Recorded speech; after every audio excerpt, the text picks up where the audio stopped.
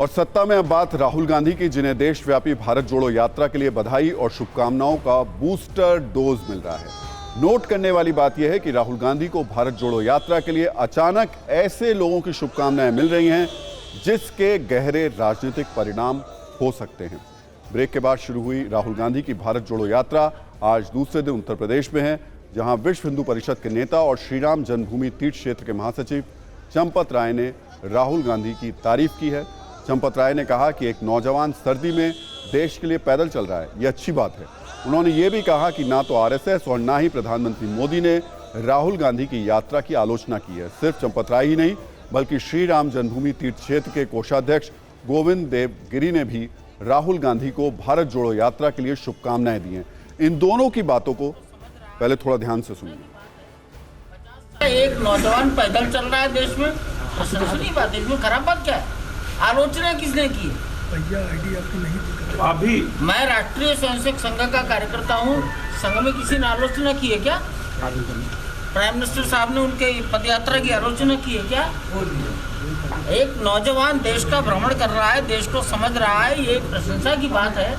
50 साल का नौजवान हिंदुस्तान के 3000 किलोमीटर दूरी को पैदल चलेगा और इस मौसम में भी चलेगा, तो इसको अप्रिशिएट ही करेंगे हम तो। राम जी का नाम लेकर के और भारत माता का नाम लेकर के कोई कुछ काम करता है, कोई भी हो, हम तो उसकी सराहना ही करेंगे और यही कहेंगे कि भगवान श्री राम उनकी बुद्धि में वही प्रेरणा दे जिससे राष्ट्र एक बना रहे, समर्थ बना रहे, समरस बना रहे और विश्व का मंगल करता है। उनकी जोड़ने का काम हो रहा है कि नहीं हो रहा है मुझे पता नहीं, लेकिन भारत जोड़ो ये नारा अच्छा है और भारत जुड़ना ही चाहिए। तो राहुल गांधी को मिली इन शुभकामनाओं से कांग्रेस में हर्ष का माहौल है।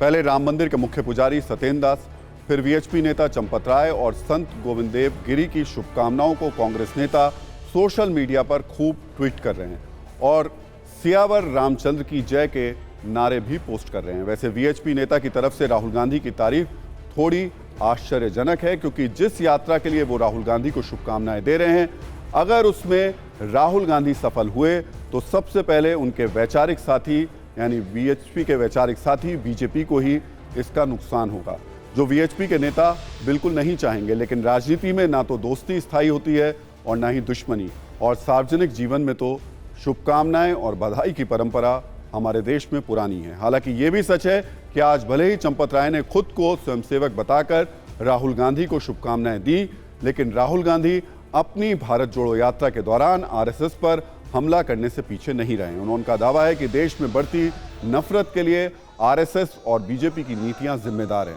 हालांकि 2022 के आखिरी दिन एक प्रेस कॉन्फ्रेंस में राहुल गांधी ने आरएसएस को अपना गुरु भी बताया था। तो कुल मिलाकर आज कांग्रेस के युवा और उम्रदराज नेताओं के बीच चंपत राय की बातें ट्रेंड कर रही हैं। अब आने वाले कुछ दिनों तक चंपत राय के बयान के बहाने खूब राजनीति होगी।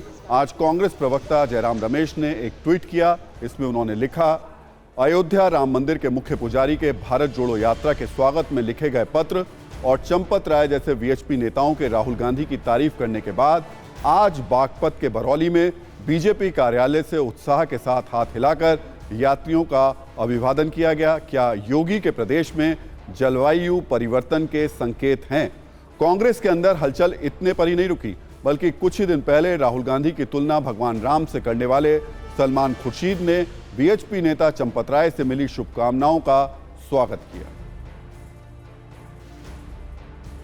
चंपत राय जी जिन पर लगातार आप लोग सवाल खड़े करते रहे कि वो जमीन को लेकर धोखाधड़ी के आरोप आप लोग लगाते रहे, उन्होंने राहुल गांधी की तारीफ की, बोला एक नौजवान है, देश में चल रहा है, घूम रहा है, उसका स्वागत होना चाहिए।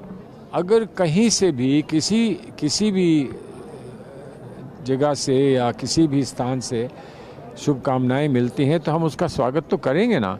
स्वागत इसलिए भी करेंगे कि हमारा लक्ष्य क्या है? हमारा लक्ष्य लोगों को बांटने का नहीं है, हमारा लक्ष्य प्रतिद्वंदिता खड़ी करना नहीं है। हमारा लक्ष्य है कि लोग हमारे साथ आएँ, जुड़ें, जो हमारे साथ नहीं रहा है वो भी आए, जो हमारे साथ था रूठ के चला गया है वो भी आए। हालांकि ये भी सच है कि राहुल गांधी को संतों का तो आशीर्वाद मिल रहा है, लेकिन जिनसे उन्हें ज्यादा सहयोग की अपेक्षा थी उनसे यूपी में उतना सहयोग नहीं मिल पाया है। यूपी में भारत जोड़ो यात्रा के दूसरे दिन कोई भी बड़ा राजनीतिक चेहरा राहुल गांधी के साथ नहीं चला, लेकिन भारी टंट के बाद भी भारत जोड़ो यात्रा में लोगों की अच्छी खासी भीड़ थी, जो राहुल गांधी के लिए संतोषजनक है। आगे उनका फोकस मिशन कश्मीर पर है और राहुल की कोर टीम इस समय भारत जोड़ो यात्रा के मिशन कश्मीर की तैयारियों में जुटी हुई है। तो देखिए, सत्ता का टाइम हो गया है, लेकिन न्यूज़ खत्म नहीं हुई है। आगे TV9 भारतवर्ष पर खबरें देखते रहिएगा और सभी न्यूज़ मित्रों से अपील है कि वो सत्ता की न्यूज़ रील्स को ज़्यादा से ज़्यादा शेयर करें और खबरों को लेकर अपनी राय हमें व्हाट्सएप करते रहें।